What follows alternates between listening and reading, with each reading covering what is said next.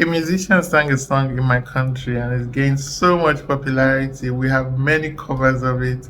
It goes lonely at the top, lonely, lonely, lonely. And that musician is Ashake. I really like his product so far. Now, it is lonely at the top, and it's something that many of us as entrepreneurs are familiar with. Many times we struggle with decision making where you just do not know which way is the most pragmatic and which is the one that is right for you at this time. What you tend to find is that you can't talk to your teammates about it because you're struggling with a decision that will affect them. I remember a few years back, just after COVID, and we had trained staff and enabled them, and we had to let about 15 members of my team go. It was tough. It was really, really tough. I know these were people that were entering a new year without an assurance of salary, an assurance of a job, and they were not doing badly. Almost all of them were performing all right, but the company just could not pay. We were running out of cash, we were bleeding, and we needed to recoup some of the money that was out there being owed by clients, as well as reorganize ourselves so that we could be leaner and we could utilize less funds. So we needed to let some staff go, and it was painful, but we handled it. First of all, we communicated, we gave them sufficient notice of at least 2 months. Then when we paid them their last salary, we paid for an extra month. So they had notice and an extra month. And I thought that was the best we could do to help them have a soft landing. Now, not everybody was happy, of course, but we just had to move on.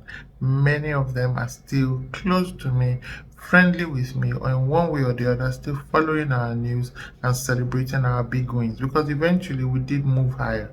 Now, I'm not saying you should do the same. I'm just saying that when you have tough decisions to make, who do you speak to? Who is your confidant that you can actually open up and share all of the insecurities, all of the ambiguity, and all of the complexities with? We need it. You need it. I need it. In entrepreneurship, there's so much happening. I have another video where I talked about VUCA environment, and it is the reality that every day we're waking up to uncertainty.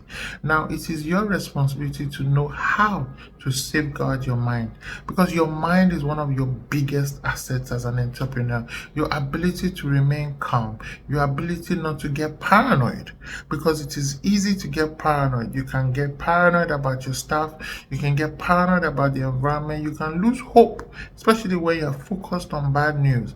So it's been a long time that I sat in front of a TV to watch the news. It's been a very long time.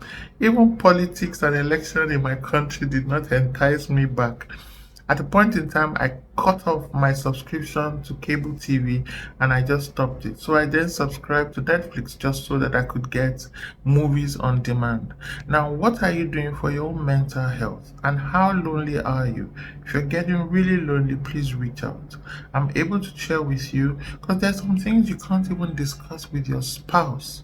How are you, the champion of the family, going to show that you've run out of cash and you're not sure how to pay the salaries of your staff nor school fees for your children, or even rent? You're not sure.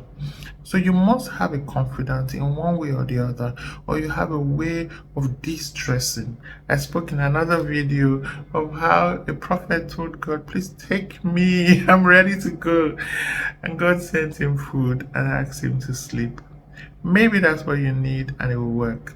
Maybe you need a more complex solution, but then just know that you can share a problem and you can solve it. This is to cheer you on, to motivate you, but take it as it is.